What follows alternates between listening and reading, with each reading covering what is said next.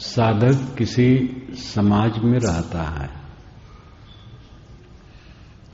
समाज और व्यक्ति का घनिष्ठ संबंध है।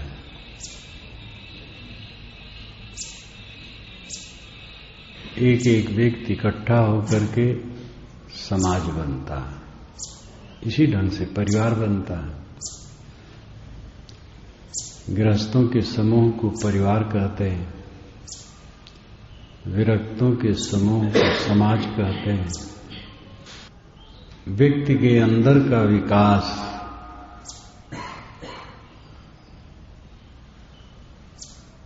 समाज का विकास है।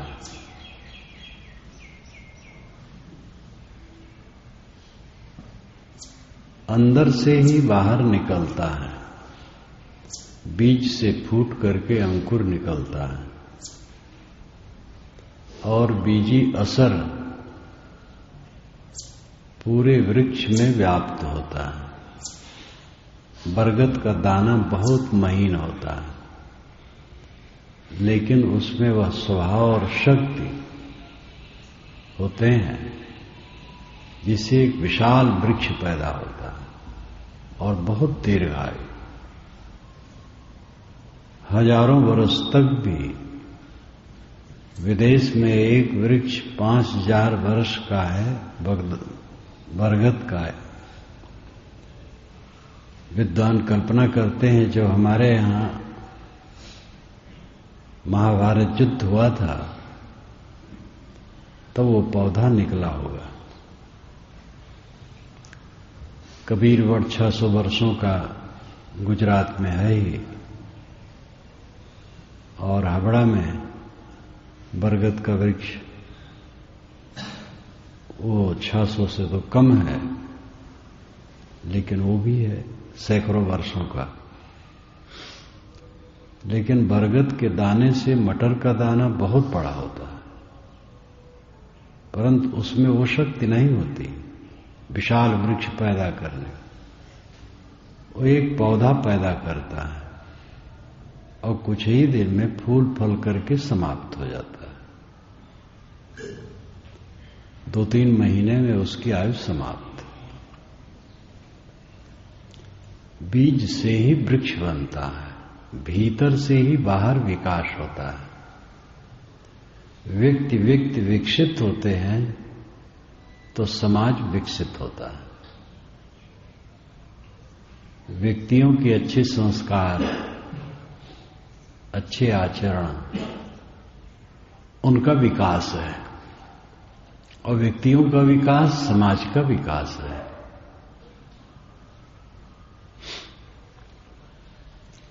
समाज में ही आदमी संस्कार पाता है, अकेले अकेले में कुछ नहीं पाएगा। एक बच्चा अगर अकेले में पाला जाए और उससे बोला न जाए तो बोलना नहीं जानेगा, जवान हो जाएगा लेकिन बोल नहीं पाएगा। परिवार और समाज में ही आदमी सीख करके आगे बढ़ता है। कोई ये अहंकार करे कि हम अपना कल्याण खुद कर लेंगे अकेले, उसका दम्भ है।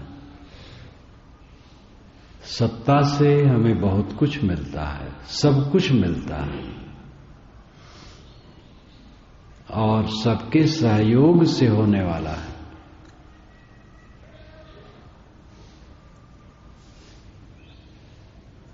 साधक का यह काम है कि वो परिवार और समाज में जहां रहता है,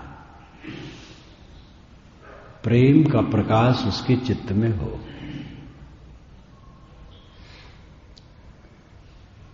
प्रेम का वातावरण जिस परिवार और समाज में होता है, वह परिवार, वह समाज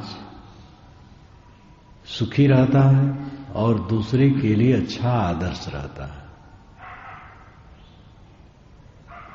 एक दूसरे के साथ मधुरता का व्यवहार, मीठे वचन, प्रसन्न वदन,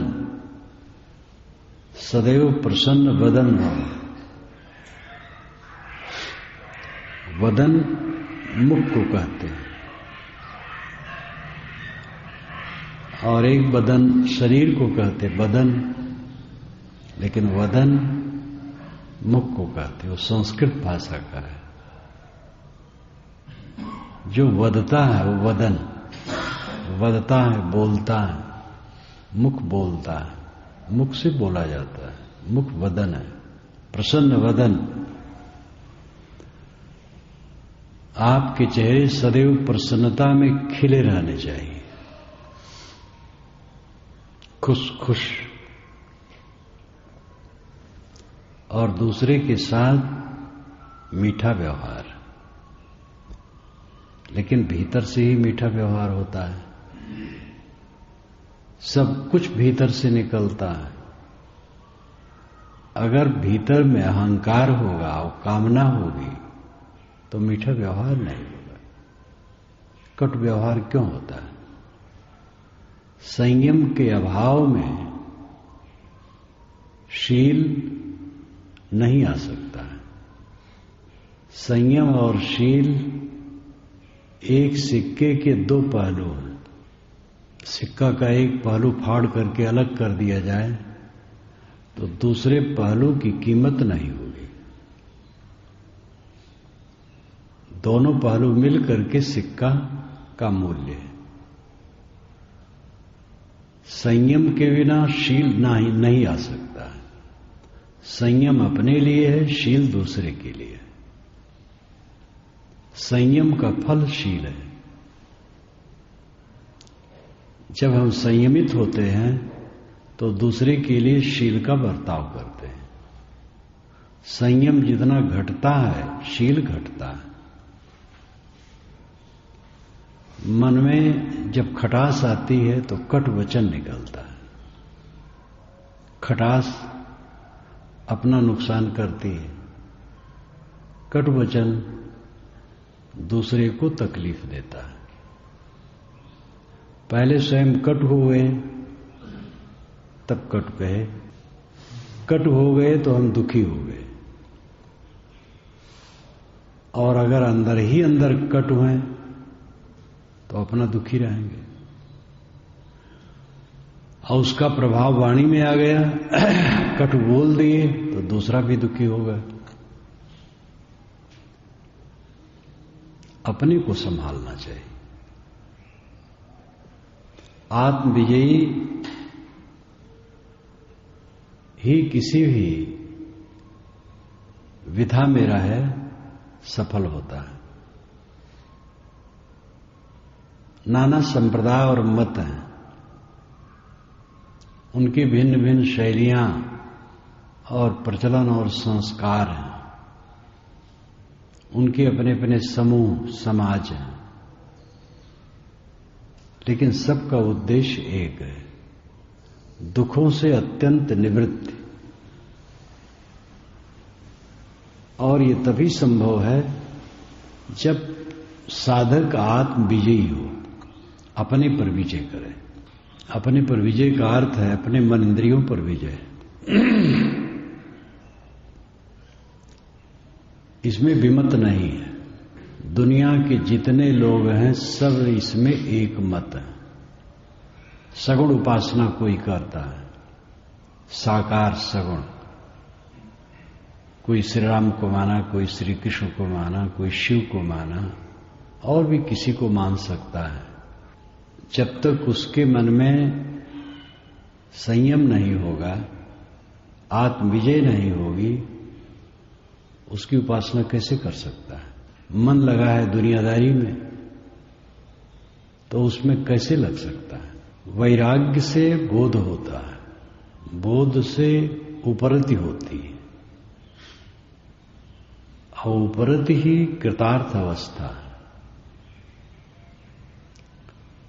वैराग्य होता है जब, तो सबसे अनासक्ति हो जाती है और बोध जागृत होता है, स्वरूप का भाव स्थिर होता है। मन में राग कहीं का नहीं है तो बोध भाव चित्त में स्थिर रहेगा। और बोध भाव सब समय चित्त में स्थिर रहेगा तो उपरति होगी। सांसारिक प्राणी पदार्थों से विरक्ति की भावना, निर्मोहता, अनासक्ति, और अनासक्ति अवस्था, उपरति अवस्था, हर समय रहना कृतार्थ अवस्था है। कहीं भी खिंचाव न होना, कहीं भी आकर्षित न होना, ये कृतार्थ अवस्था है। आकर्षण होता है वो हमारा अविवेक होता है। जितना आकर्षण होता है कूड़े कचड़े में होता है। आकर्षण का मुख्य केंद्र है नर और नारी के शरीर, और दोनों टट्टी पेशाब की पोटली। भवनों में आकर्षण होता है, दृश्यों में आकर्षण होता है, स्वाद में, स्पर्श में, गंध में, रूप में। सारे दृश्य परिवर्तनशील हैं, कुछ भी स्थिर नहीं है। समस्त संस्कृत विकृत है। संस्कृत बना हुआ, विकृत बिगड़ा हुआ। जो बना वो बिगड़ा। बनने के साथ बिगड़ना शुरू रहता है। परिवर्तन स्थिर है, वो अबाध गति से चलता है। परिवर्तन कभी रुकता नहीं। जवानी रुकती है, बुढ़ापा रुकता है, परिवर्तन नहीं रुकता है। परिवर्तन में ही अवस्थाएं फलती हैं, शिशु पैदा होता है, परिवर्तन उसमें चलता और बालक हो जाता है। अबोध अवस्था में पड़ा हुआ, जन्मा हुआ बच्चा कुछ दिन शिशु कहलाता है। जब वो खेलने लगता है, दौड़ने लगता है तो बालक होता है। और जब थोड़ा शरीर में रौनक, रंग आ जाते हैं, 10-12 वर्ष, 13 वर्ष की उम्र में कुमार होता है। जवानी का रंग थोड़ा थोड़ा चढ़ने लगता है। 16 वर्ष के बाद जवान होता है। परिवर्तन हर क्षण होता है, लेकिन शिशुपन गया फिर लौट नहीं सकता है।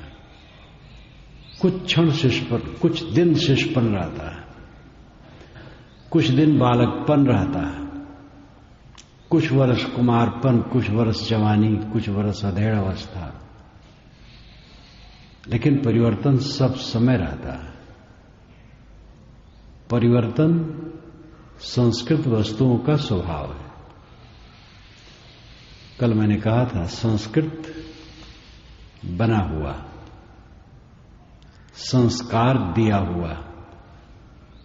संस्कार कहते हैं धोने को, रगड़ने को, साफ करने को, निर्मित करने को, संवारने को, बनाने को, बने हुए को। जो कुछ निर्मित होता है वो संस्कृत है, और उसी में विकृत है। प्रकृति में विकृत होती है। प्रकृति का स्वभाव है, प्रकृति के सारे पदार्थों में विकृत है। आकर्षण जहां होता है हमारा अज्ञान है। अज्ञान है मोह, अविवेक, और यही सब पापों की जड़ है। सतगुरु कबीर ने जो वैराग परक वचन बहुत कहे हैं, संसार की नश्वरता पर बहुत कहे हैं, उसका कारण क्या है? उसके बिना मन छूट नहीं सकता है विषयों से, चिपकाहट से छूट नहीं सकता है। संसार की असलियत जब तक न कही जाएगी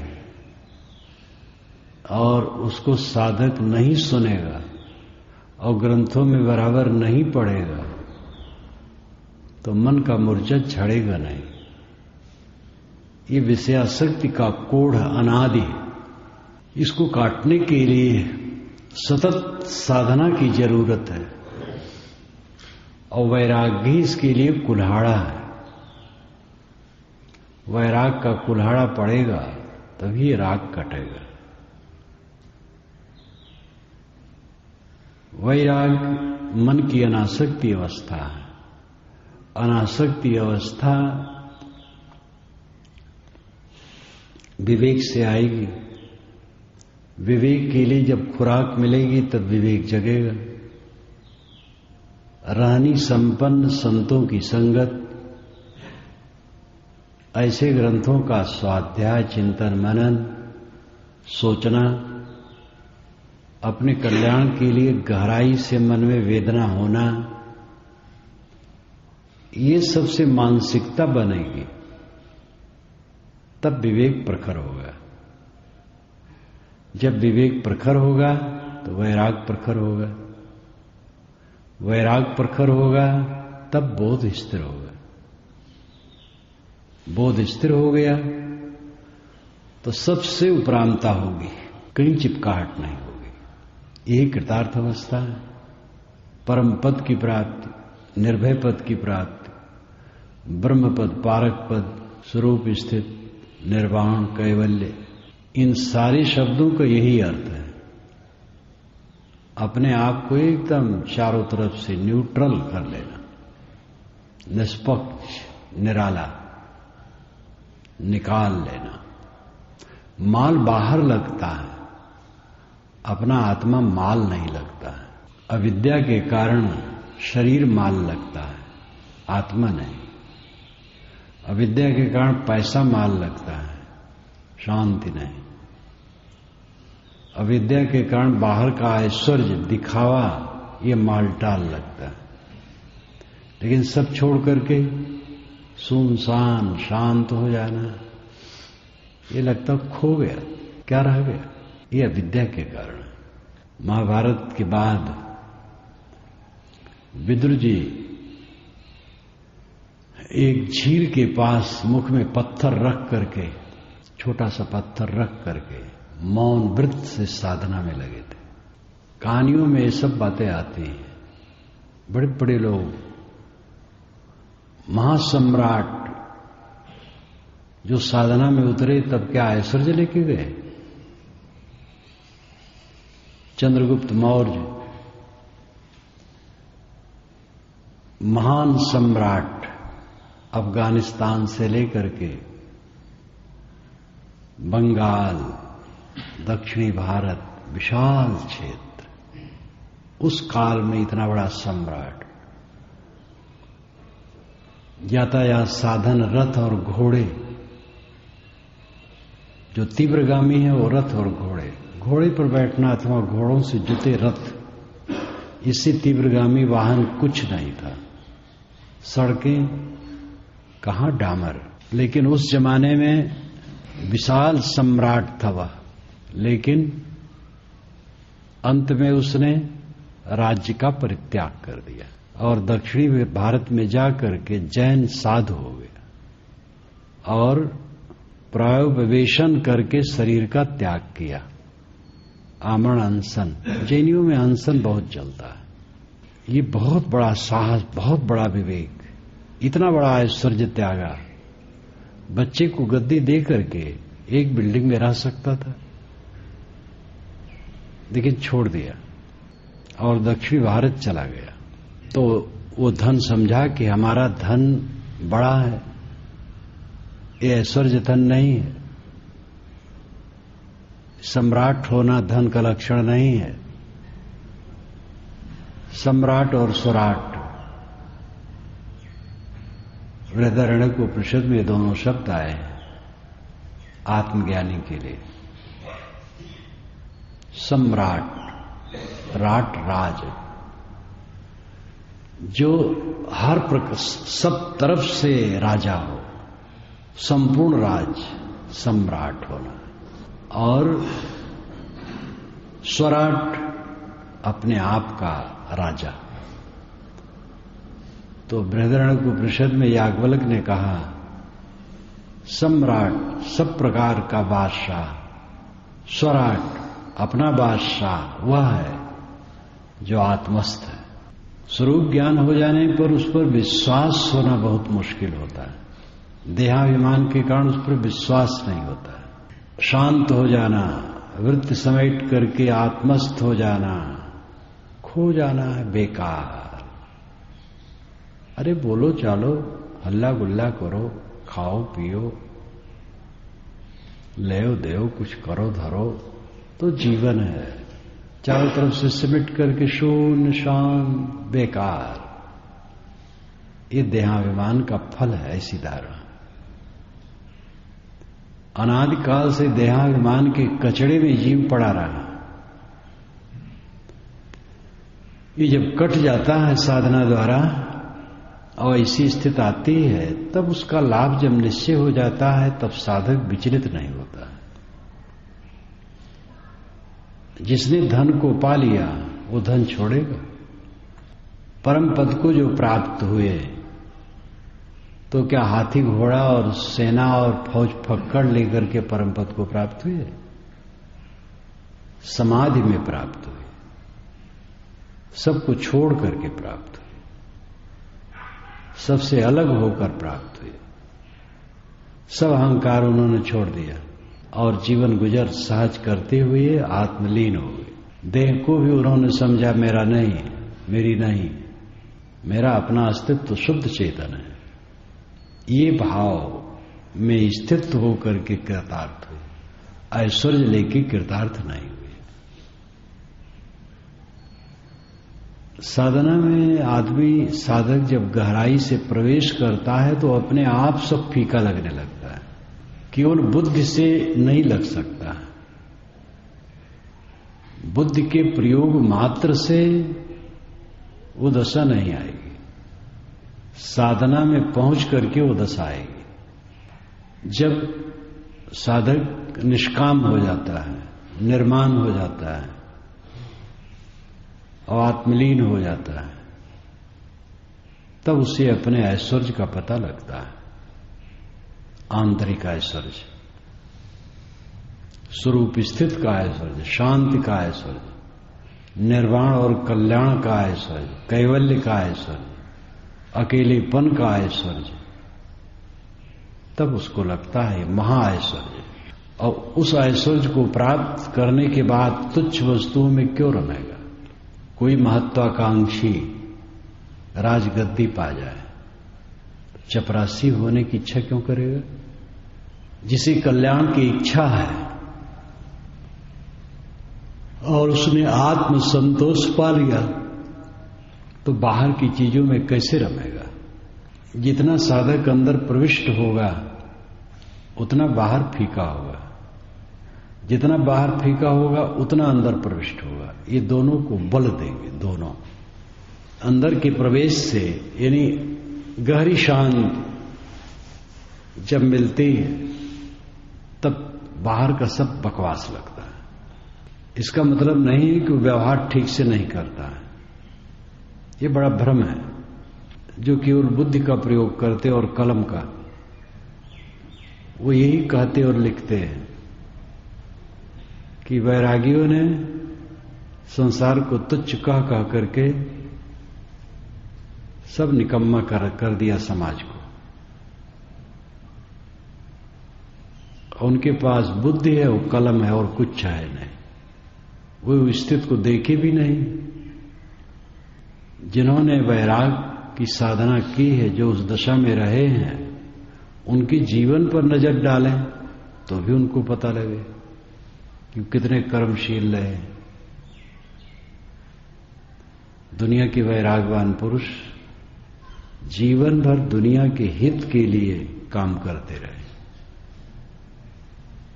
वैराग का अर्थ निकम्मा होना नहीं है। आत्मसंतुष्ट हो जाने का अर्थ अव्यावहारिक होना नहीं है। आत्मसंतुष्ट हो जाएगा तो झाड़ू नहीं लगाएगा, पोछा नहीं लगाएगा, जो काम सामने आएगा वो नहीं करेगा। पूरा समाज आत्मसंतुष्ट हो तो भोजन की जरूरत नहीं होगी, भोजन पकाना पड़ेगा, भोजन के लिए काम भी करना पड़ेगा। तो एकांगी चिंतन करने वाले दूसरे पक्ष को समझ नहीं पाते। इसलिए बवंडर जो कथनों में संसार में होता है, एक ही पक्ष पर कोई खंडन करता है, कोई मंडन करता है। समझ के अभाव का फल है। सम्यक समझ हो जाने पर हम वस्तु को चतुर्दिक से देखते हैं। सापेक्षवाद सिद्धांत बहुत उपयोगी है। किसी भी विषय को हम जब कहते हैं तो प्राय उसमें एक पक्ष रहता है, दूसरा पक्ष भी सामने करने से उसका सम्यक बोध होता है। वैराग्य, निष्काम हो जाना, उदास हो जाना, ये एक पक्ष है। और श्रमशील होना ये दूसरा पक्ष है।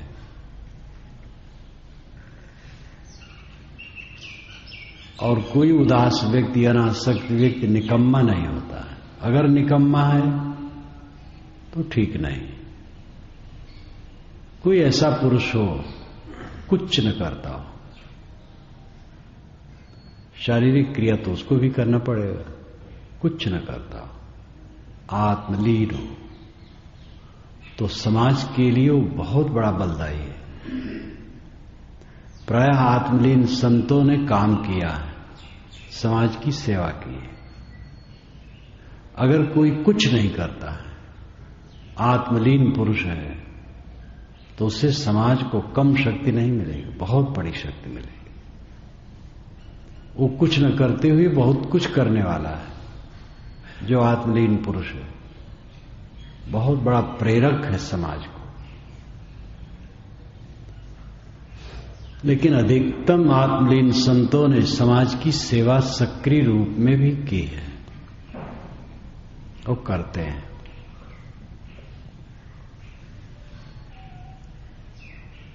आत्मविजयी व्यक्ति ही जीवन में सफल होता है। उपासना की कोई विधा हो, आत्मविजयी ही उसमें सफल होगा। जो आत्मविजयी नहीं है वो नहीं सफल होगा।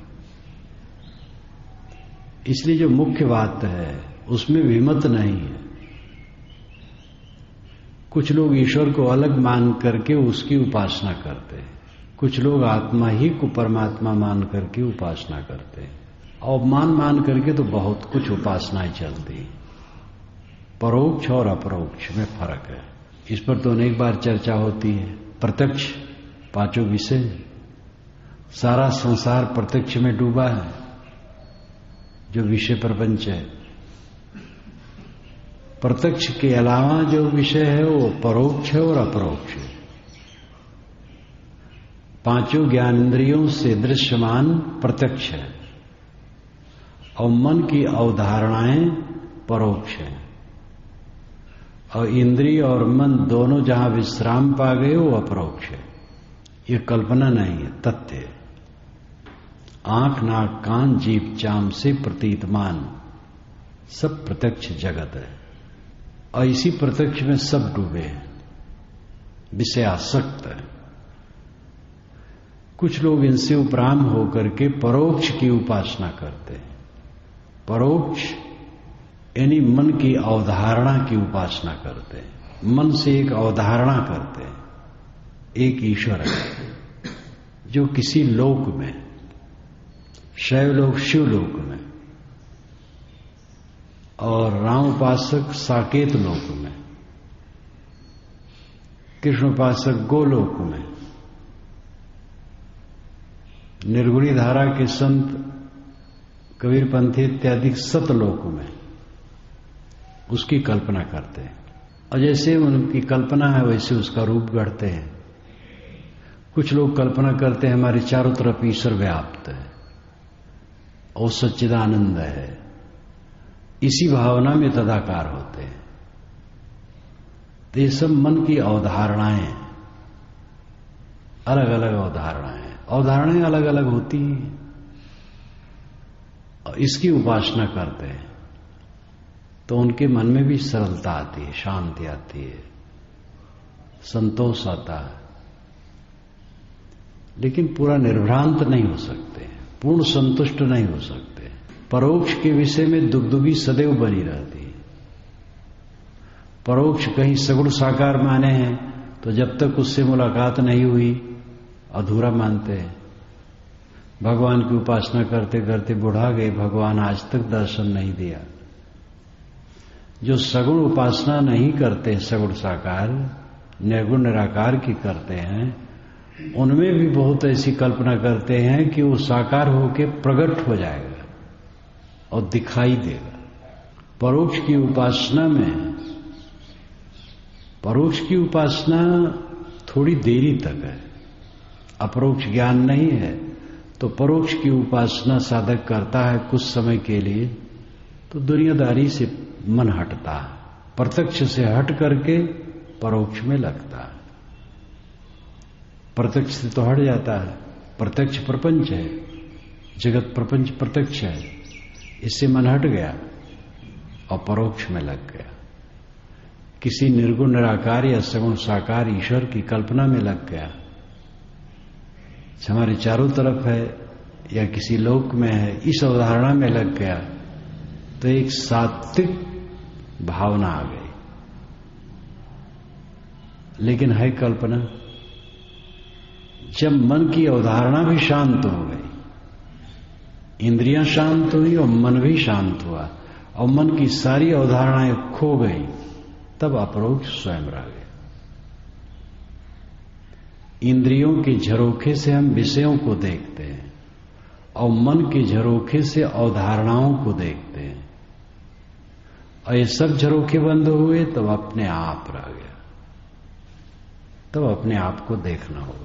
आत्मा वारी द्रष्टव्य, श्रोतव्यो, मंतव्यो, निदिध्यास्तव्य। आत्मा ही देखने, सुनने और मनन करने योग्य है। आत्मा को देखने मतलब है ये अनुभव हो जाना कि कहीं कुछ बाहर मिलने वाला नहीं, स्वयं स्वरूप अपने आप। अत्ता ही अत्तनो नाथो, तथागत बुद्ध ने कहा, अत्ता ही अत्तनो नाथो, आत्मा ही आत्मा का स्वामी है। अत्ता ही अत्तनो गति, आत्मा ही आत्मा की गति है, प्राप्ति। गति कहते हैं गमन को, गति कहते हैं ज्ञान को, गति कहते हैं प्राप्ति को। आत्मा ही आत्मा की मंजिल है। अत्ता ही अत्तनो नाथो, को ही नाथो परोसिया। आत्मा ही आत्मा का स्वामी है, उसका स्वामी दूसरा कौन हो सकता है? ये बहुत जोरदार वचन है। अत्ता ही अत्तनो नाथो, को ही नाथो परोसिया। अत्तना वा सुदंतेना नाथम लभत दुर्लभम। जो अपने आप को सुदांत कर लेता है, संयमित कर लेता है, वो दुर्लभ स्वामित्व को प्राप्त होता है। वो स्वयं स्वामी हो जाता है, परमात्मा हो जाता है। शंकराचार्य ने भी यही कहा, जीवो ब्रह्मयु न परा, जीव ब्रह्म ही है। वो तो विवेक चूड़ामणि में तथा अन्य भी भाष्यों और ग्रंथों में बारंबार ही दोहराते हैं। ब्रह्मात्मा का अभेद ज्ञान हो जाने पर कृतार्थ अवस्था। जब तक माने हैं कि ब्रह्म से आत्मा अलग है, तब तक उसकी भेद बुद्धि अज्ञान है। ब्रह्म और आत्मा, यानी जीव और आत्मा, ब्रह्म और आत्मा भाषा का फर्क है, दोनों प्रकार से वो कहते हैं। जीव ब्रह्म से अलग नहीं, ब्रह्म जीव से अलग नहीं, आत्मा परमात्मा से अलग नहीं। अभेद ज्ञान ही सच्चा ज्ञान है, ये वो कहते हैं। यहां पर अभेद ज्ञान पारक सिद्धांत में नहीं कहा जाता है, क्योंकि भेद माना ही नहीं जाता। जीव से ब्रह्म अलग है माना ही नहीं जाता, इसलिए अभेद कहने का तरीका यहां नहीं है। स्वरूप ज्ञान प्राप्त करना, बस अपने आप को समझ लो, आपसे अलग आपका प्राप्तव्य नहीं। कोई परमात्मा मिलने वाला नहीं है, कोई मोक्ष तत्व बाहर से मिलने वाला नहीं है, निर्वाण बाहर से मिलने वाला नहीं है। निर्वाण, मोक्ष, परमात्मा सब आपकी स्वरूप स्थित के पर्यायवाची शब्द हैं। स्वरूप स्थित ही जीवन का फल है, आत्म स्थित ही जीवन का फल है। और प्रकार भेद से तथागत बुद्ध यही कहते हैं, स्वामी शंकर यही कहते हैं, विचार प्रधान मत यही कहते हैं, इस्लामियों में सूफी संत यही कहते हैं, हक राह हरगिज ने अभी हक रास्ता, सत रास्ता, दीदार, खुद बीनी, अपने आप को देख लेना। आत्मविजय से आत्मस्थित होती है, और जिसकी आत्मस्थित होती है उसका मन मक्खन होता है, जिसका मन मक्खन होता है उसका व्यवहार मक्खन होता है। व्यक्ति सुधरे तो समाज परिवार दोनों सुधरे। जो व्यक्ति भजनानंदी होगा वो झगड़ा करेगा, जो भजन में आनंद मानेगा। भजन में आनंद का मोटा मोटी रूप है भजन गावे, गीत गावे, ज्ञान भक्ति के गीत गावे, वो भजनानंदी, ये स्थूल अर्थ है। भजनानंदी साधक है, भजन साधना करना, अपने आप को शुद्ध करने की प्रक्रिया भजन है। भजन में आनंद मानने वाला, साधना में आनंद मानने वाला झगड़ा कब करेगा, कलह कब करेगा, विवाद कब करेगा, कट कब कहेगा, दुर्व्यवहार कब करेगा। बड़ों का आदर तो करेगा ही, बड़ों की मर्यादा, बड़ों के साथ जैसे बोलना चाहिए उसके विषय में बोलना चाहिए, उसके लिए व्यवहार करना चाहिए, वो तो करेगा ही, बराबर में भी करेगा। और अपने से उम्र में और किसी लौकिक पद में छोटे हैं उनसे भी वैसे करेगा, अच्छा व्यवहार। बड़ों से आदर का बर्ताव कर दिया गया, छोटों को झिड़का गया, ये नहीं करेगा। झिड़कने उड़ने तो कहीं व्यवहार में डांट हो सकती है, वो अपवाद है। जिसका मन मक्खन हो गया, सबके लिए मधुर, स्नेह से भरा हुआ, मिठास से भरा हुआ, सुंदर बर्ताव। सुंदर बर्ताव समाज और परिवार में सबसे बड़ी बात है। इकाई इकाई मिल करके दहाई होती है। व्यक्ति व्यक्ति मिल करके परिवार और समाज बनते हैं। व्यक्तियों का सुंदर बर्ताव समाज का सुंदर निर्माण, परिवार का सुंदर निर्माण। इसलिए आपका व्यक्तित्व तो आपके लिए तो है ही है, समाज और परिवार के लिए भी है। ये ध्यान दीजिए, ये न समझ लीजिए कि हम चाहे जैसे रहें, चाहे जैसे कैसे रहोगे, चाहे जैसे रहोगे दुखी होगे और दूसरे को दुखी करोगे। सही रहो, स्वयं सुखी रहोगे, दूसरे को भी सुखी रखोगे। जो संयम वाला होता है वो शील से भरा होता है। जो अपने पर संयम रखता है, सतत जागरूक रहता है, मेरे द्वारा किसी को कष्ट न हो जाए, ये सदैव सावधानी रखता है। जानबूझ करके वो किसी को तकलीफ नहीं देता है। अनजान में हो गई हो तो बात अलग है, या कोई मान ही ले उसकी बात को, न समझ पावे, न समझ करके बड़े बड़े उपद्रव हैं। अगले को हम समझ नहीं पाते हैं तो भ्रम कर लेते हैं और मन में बुरा मान लेते हैं। वो सब अपनी कमजोरी है। जिसका मन निर्मल होगा वो किसी को अपना शत्रु नहीं मानेगा, विरोधी नहीं मानेगा। किसी ने मेरे लिए कुछ कह दिया हो, कह दिया, जिस समय कहा उस समय वो व्यवस्थित नहीं था, और जब वो व्यवस्थित होगा तो अपनी कही हुई बात को ही अनुचित मानेगा, स्वयं सुधार करेगा। न सुधार करेगा उसका नुकसान होगा, हमारा क्या हो जाएगा। जिसका मन बढ़िया है, अपना शुद्ध है, वो किसी के लिए मलाल नहीं रख सकता है, मन में गांठ नहीं बांध सकता कि ऐसा उसने कहा था, कह दिया, भूल है। किसी ने अगर अन्यथा कहा तो उसकी दुर्बलता है, उससे वो दुखी है। हम दुखी हो तो हमारी दुर्बलता है। विवेकवान किसी के प्रति यह धारणा नहीं बनाएगा कि उसने मुझे कहा इसलिए बैर बांधे, और स्वयं अगर मुख से निकल गया है तो शोध लेगा, अब ऐसा नहीं कहना है। भूल हो जाती है, कसर है अपनी, अब ऐसा नहीं कहना। अंदर अंदर शोध करके संभाल लेता है। जो अपने आप को निरंतर संवारता है उससे किसी को तकलीफ नहीं होगी। न स्वयं तकलीफ में रहेगा, न दूसरे को तकलीफ मिलेगी उससे। यही व्यक्ति और समाज का संबंध है, व्यक्ति और परिवार का संबंध है, व्यक्ति और समूह का संबंध है, व्यक्ति और पार्टी का संबंध है, व्यक्ति और कंपनी का संबंध है।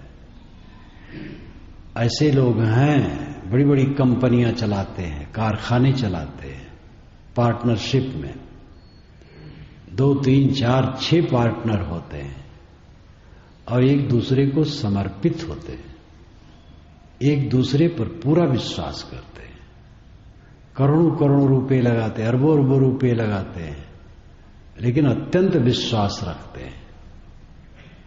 ऐसे हैं और होते हैं।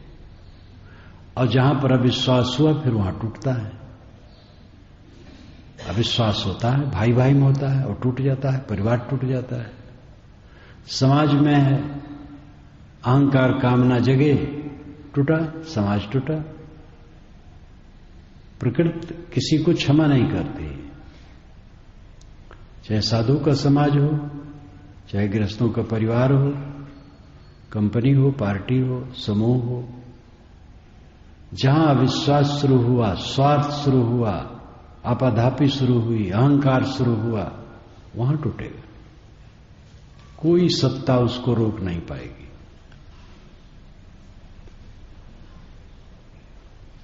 और जब तक विश्वास रहेगा एक दूसरे के प्रति, स्वयं निष्काम रहेगा,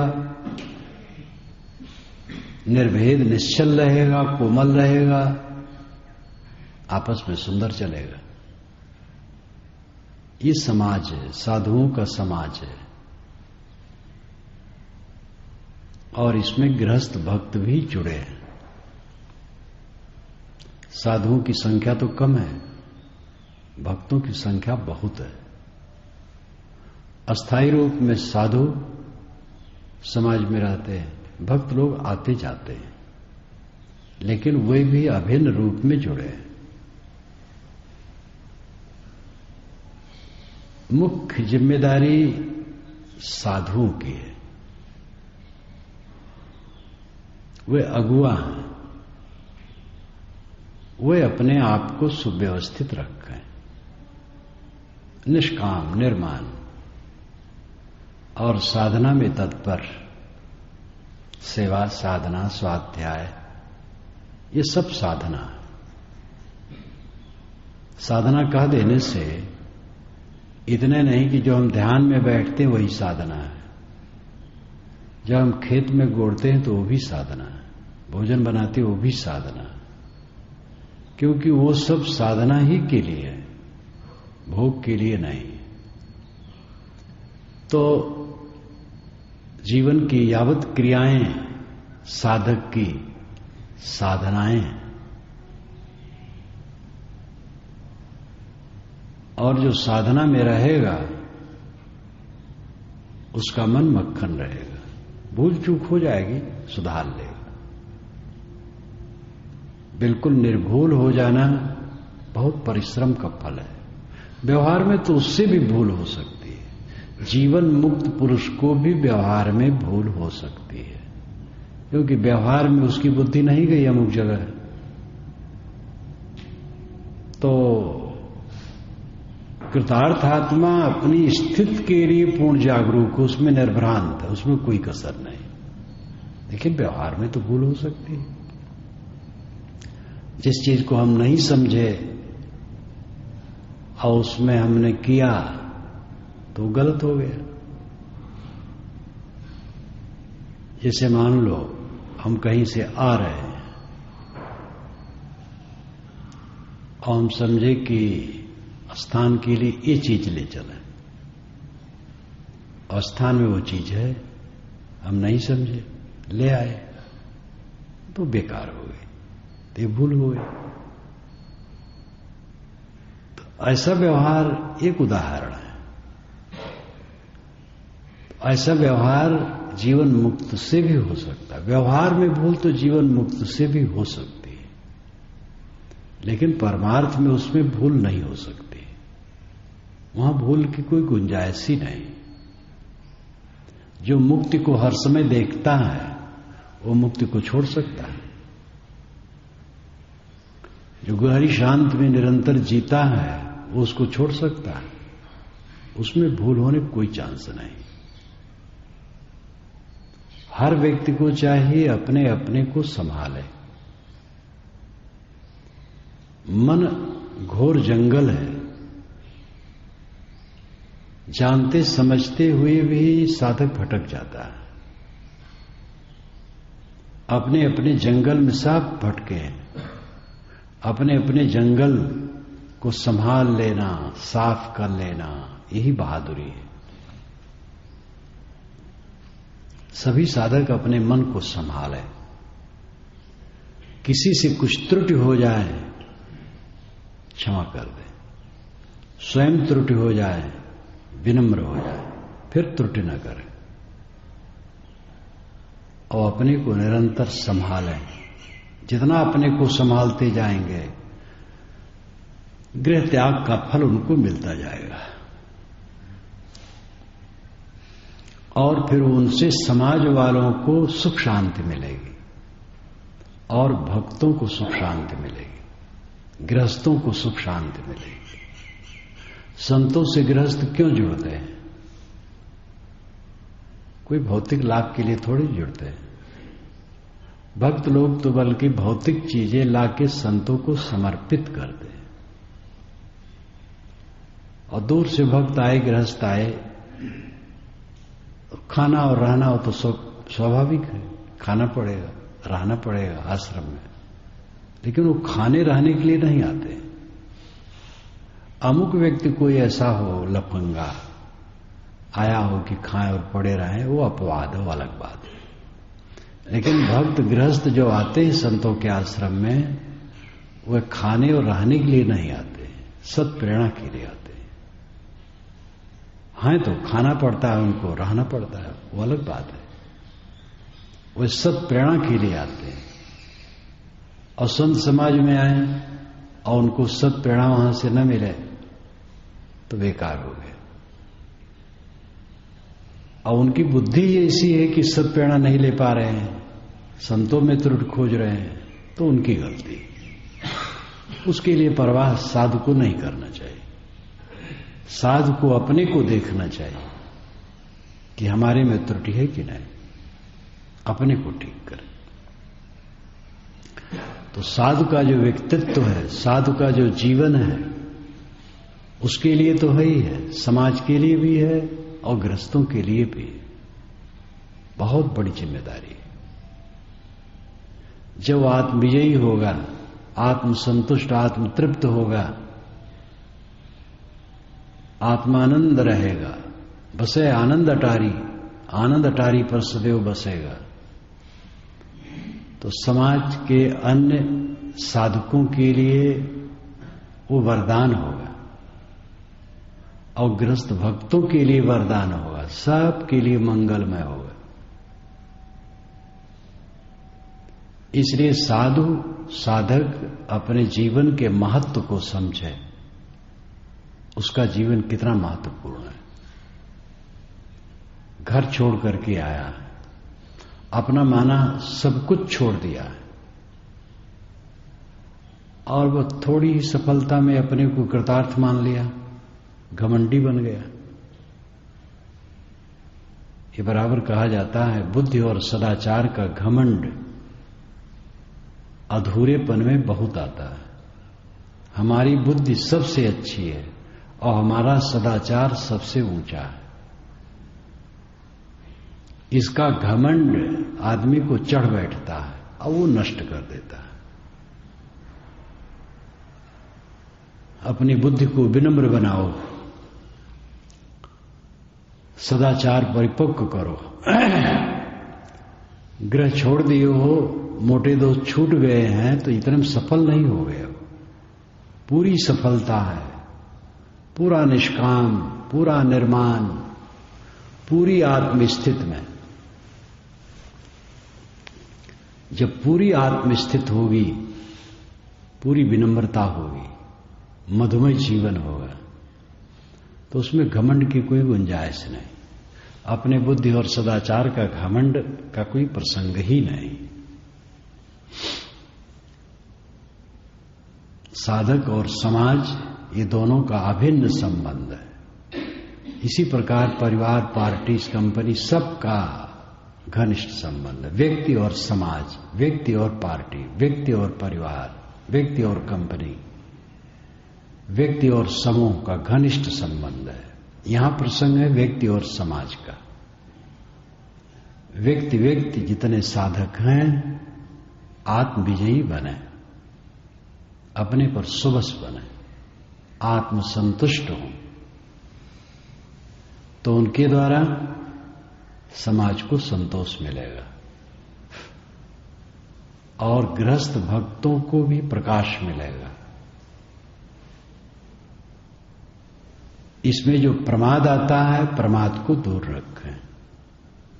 साधकों में प्रमाद बहुत जल्दी आता है।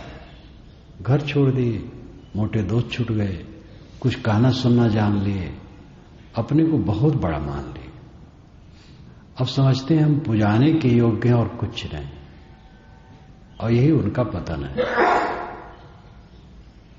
तो आरंभिक है। अहंकार का मतलब है मूर्खता।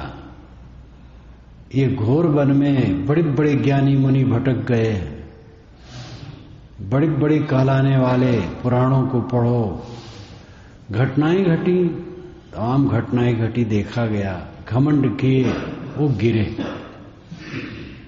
इसलिए घमंड से दूर, अपने बुद्धि और सदाचार का घमंड कभी मत करो। अगर घमंड आ रहा है तो समझ लो बहुत अधूरे हो। विनयी बनो, विनम्र, कोमल, मीठे वचन का प्रयोग, सुंदर बर्ताव। आत्मविजयी शीलवान होता है। जो अपने पर जितना संयम करेगा, दूसरे के साथ शील का बर्ताव करेगा।